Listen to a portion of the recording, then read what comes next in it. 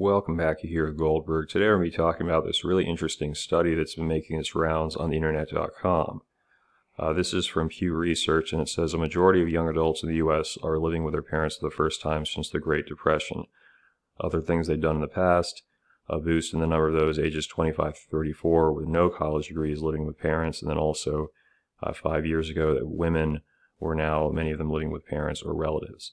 And they say ages 18 through 29, so mainly going to be millennials, maybe some Zoomers as well. Now, the knee-jerk reaction, because many of us have the boomer mentality, whether we realize it or not, is to have outrage and be like, it's high time you millennials get off your government-dependent asses and start funding our free market, Social Security, and Medicare, which seems like a noble prospect and goal. But of course, we have to understand the dynamic of what's going on and not just attack people because it makes us feel, more righteous or correct. And in many cases, this is a bigger picture, and no one wants to acknowledge it. Now, obviously, if you go to Italy, this is kind of par for course. They say 67% of those 18 through 34 living with parents, although Europe, housing is very expensive, so that's not surprising. And in Italy, there's a cultural thing. Your mom makes good food. You don't want to run away from that. In the United States, many of you were raised with your mom making you, Lunchables and Oreos, and you're probably eating the same thing even if you live in an expensive apartment. So there's not a whole lot of, oh my God, I have to stay near the family per se. Or maybe you had two moms, maybe you had two dads.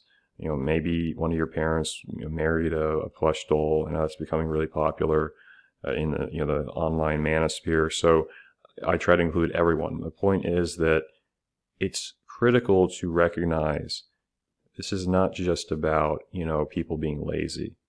There are probably some that have no motivation, low-wage job, but there's other factors going into it. So, we know that the housing market has actually been doing pretty well. For the last several years, there was a great amount of foreign investment. It's dropped off a little bit, but still you see houses going up crazy. I mean, you can almost not even put an offer before you've been beaten. I know people who are asking a big premium above, the actual value of the house. I bought something older, so I paid less than the assessed value, but I've seen people getting rejected even if they add 15, 20 grand to the overall price. So it shows you how ridiculous things have become.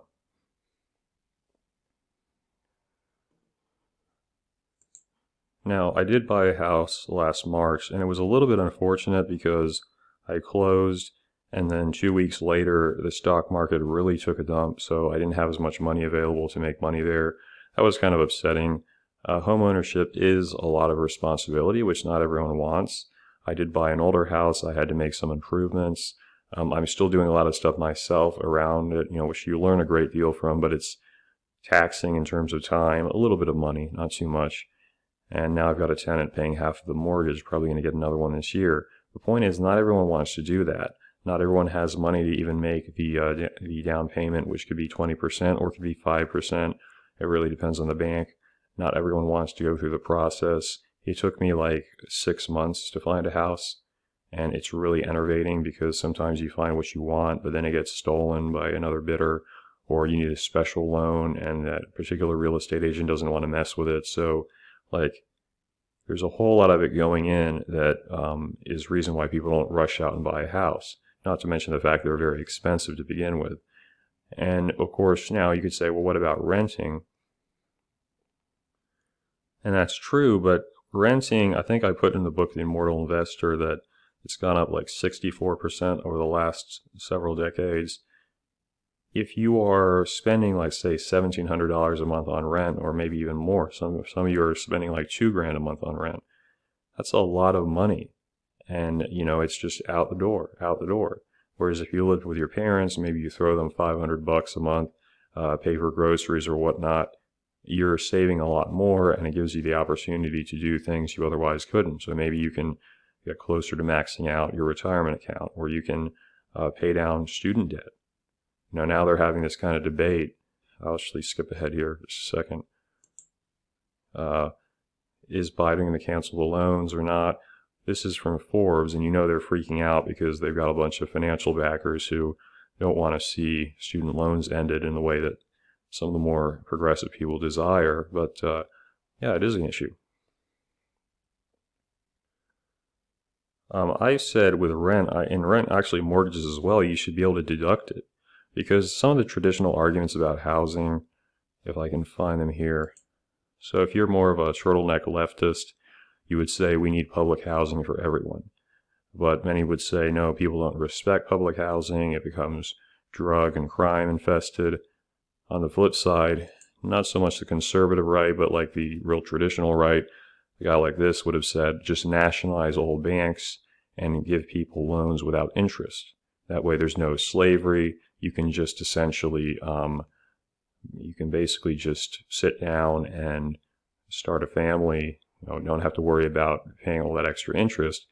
And I think what he pointed out is that, isn't it kind of funny how if you go and get a loan, they charge you this amount of interest. But then if you try to lend your money to the bank, they'll give you nothing near what they're charging the person who has the mortgage, which is kind of interesting because depending on where you are, not all your assets in the bank are guaranteed. You get the FDIC up to, I think, $250,000, but even that with the Dodd-Frank legislation, what that did as far as the reforms to preventing people from running on banks, the banks can seize a bunch of your assets if they run out of money. So, you see how a lot of people view it as just major hypocrisy. I don't support the idea necessarily of nationalizing banks because I think what happens if down the road some other party comes in and says, now we're going to introduce interest rates. Now you're screwed and it's just another tax. So what I think should happen is actually this. People should be allowed to deduct their, deduct those rent payments, those mortgage payments, not just the interest, because a lot of people can't even get the interest deduction. Even if it was like 30 to 50%, that would help a lot of people financially. It would be an explosion of growth of wealth in the middle and working classes. But that's probably why it won't happen. The tax code is like the immortal scythe that cuts down people who are trying to rise much of the time. And really the bigger story behind why there's all this alarmism about all these people living at home, they don't care where you're living. They're upset because they don't have people being good consumers. If you're not going out and paying for an expensive apartment, or you're not buying a brand new house, you're not stimulating the market in the same way. That's why these guys, for the most part, support UBI, because they want you to have more money so that you can spend it on their products. That's why they want open borders. That's why they want free visas, because they can bring in more people, pay them less wages, and they can have an army of consumers. Plain and simple. They're worried about the fact that this trend of people, say living with parents, maybe being more minimalistic, buying clothes. This is actually a good book over here. This is a good book, just shows you how a lot of these companies exist because they market this really fancy material, but of course it comes at a great expense of the labor chain and whatnot. If you just buy some good clothes, you could take good care of them, don't dump them in the dryer all the time, they will last, and that will allow you to save a great deal of money, but that hurts the consumer market.